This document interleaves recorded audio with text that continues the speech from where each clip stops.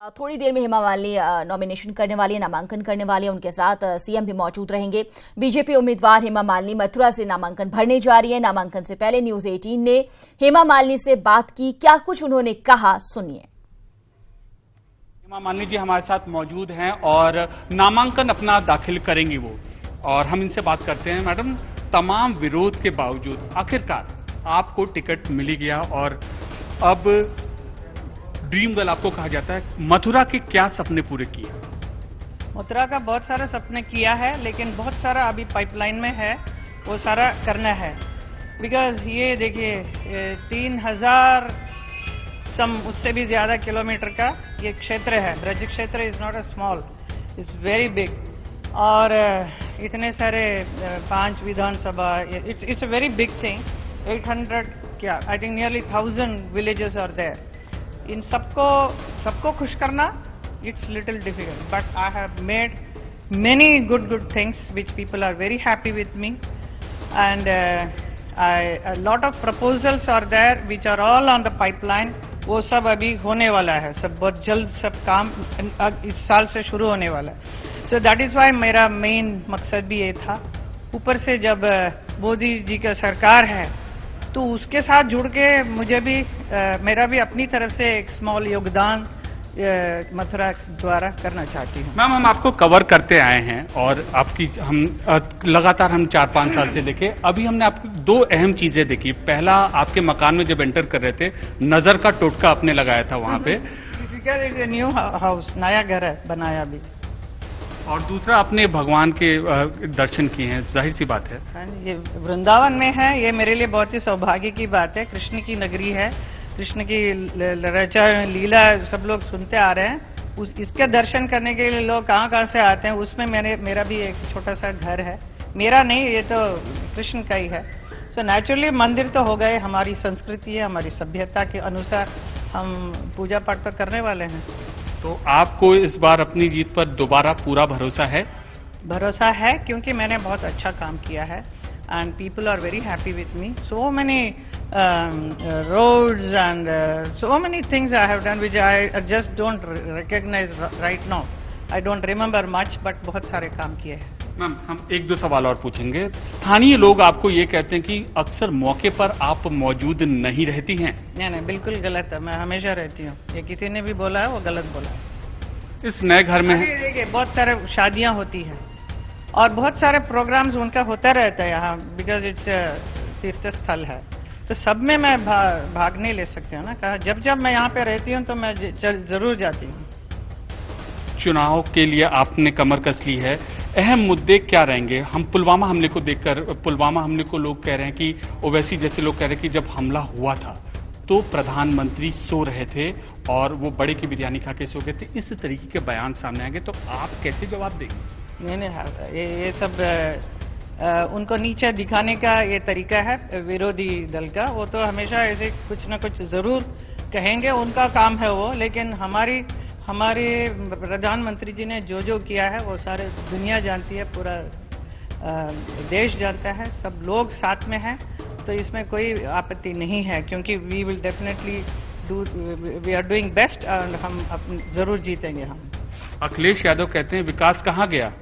अभी उनका लेटेस्ट ताजा बयान है कि विकास गायब है। विकास गायब है। उनको पूछिए, यहाँ आके मथुरा में भी तो देखें, एक छोटा सा मथुरा क्षेत्र है।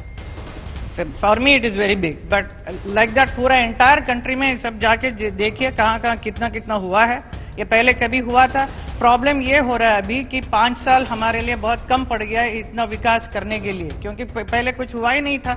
इतने रोड्स खराब थे। पिछली बार जब मैं इसमें आई थी प्रचार करने के लिए,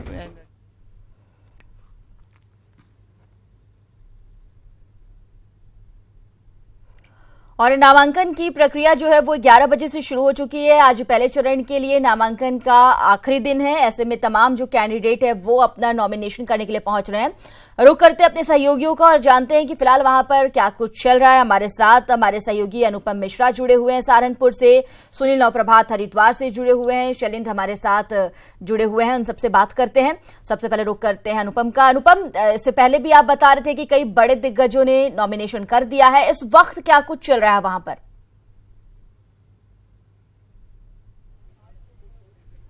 मोनिका, अगर बात करें मुजफ्फरनगर की तो मुजफ्फरनगर हाई प्रोफाइल सीट है।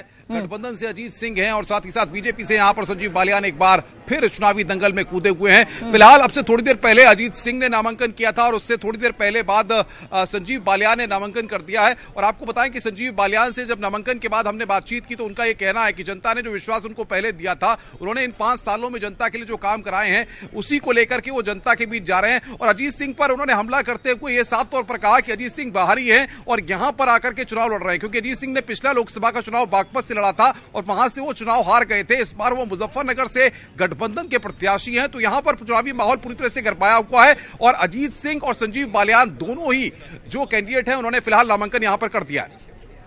सुनील, वहां पर किस तरह की चहल पहल देखने को मिल रही है?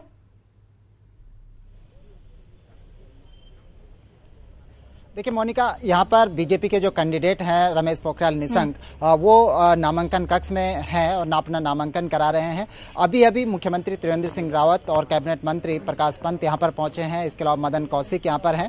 और अभी एक बड़ा घटनाक्रम मोनिका ये भी है कि कुंवर प्रणव चैंपियन भी निशंक के नामांकन के लिए अभी कलेक्ट्रेट पहुंचे हैं। कुंवर प्रणव चैंपियन से अभी जस्ट 1 मिनट पहले हमने कुंवर प्रणव चैंपियन से पूछा कि अभी तक वो जो बाहरी और भीतरी का जो मुद्दा था क्या वो सुलझा लिया गया है। तो कुंवर प्रणव चैंपियन का सीधे तौर पर कहना था कि मैं एक राष्ट्रीय चैंपियन रहा हूं और चैंपियन की तर्ज पर मैंने पहले जब तक टिकट की दौड़ में थे मैंने टिकट मांगा कि यहाँ पर बाहरी का विरोध होना चाहिए, लेकिन उनका ये कहना था कि अब चूंकि टिकट मिल गया है तो एक पार्टी के समर्पित सिपाही भी हैं, तो लिहाजा अब वो निशंक की जीत के लिए पूरे प्रयास करेंगे। तो ये तो अभी देखिए मोनिका, अभी उन्होंने यहाँ से इंटर किया, बल्कि मैं अपने कैमरा पर्सन से कहूंगा कि यदि चैंपियन कहीं दूर खड़े दिखाई दे रहे हैं, यदि वहां तक पहुंच पाए तो दिखाएं हमारे दर्शकों को कि अभी चैंपियन ने यहाँ पर प्रवेश किया। और बड़ी संख्या में यहाँ पर पुलिस बल भी तैनात किया गया है। सुरक्षा व्यवस्था के पूरे पुख्ता इंतजाम किए गए हैं।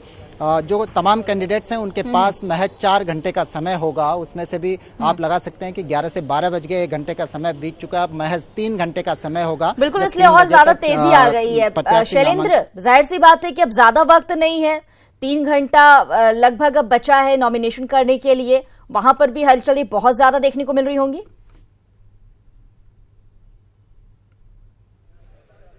बिल्कुल मोनिका, टेलीविजन में कहा जाता है कि कैमरा बोलता है, तो आपको सीधे कैमरे की निगाह से वो हलचल दिखाते हैं जो इस समय रुद्रपुर में चल रही है। नैनीताल उधम सिंह नगर लोकसभा के लिए इस समय बीजेपी के प्रदेश अध्यक्ष अजय भट्ट ने अपना नामांकन कर दिया है। उसके अलावा इस समय जो नामांकन की प्रक्रिया है वो चल रही है। कांग्रेस के प्रत्याशी हरीश रावत की नामांकन प्रक्रिया हालांकि पूरी हो चुकी है, वो चंद मिनट में बाहर आ जाएंगे। यहाँ पर नामांकन प्रक्रिया पूरी हो चुकी है। कुछ ये जितना भी आप जमावड़ा इधर देख रहे हैं, विनोद भाई जरा दिखाएं आप हमारे दर्शकों को कि किस तरीके का जमावड़ा है नामांकन केंद्र के ठीक बाहर ये लोग जमा हैं। ये कांग्रेस समर्थित लोग यहां पर जमा हैं क्योंकि हरीश रावत अंदर नामांकन कर रहे हैं। इसी बीच हमारे साथ कांग्रेस के प्रदेश प्रवक्ता भी जुड़ गए हैं, मथुरा जोशी जी। जोशी जी, अब तो प्लेटफॉर्म पूरी तरह से सेट हो चुका है, मुकाबला कितना कड़ा मान रहे हैं क्योंकि बीजेपी के प्रदेश अध्यक्ष अजय भट्ट आपके सामने है? देखिए, राजनीति में मुकाबला तो होता ही है, लेकिन जहां तक आपने नैनीताल पार्लियामेंट्री कॉन्स्टिट्यूंसी में मुकाबला कहा है, और निश्चित रूप से मुकाबला होगा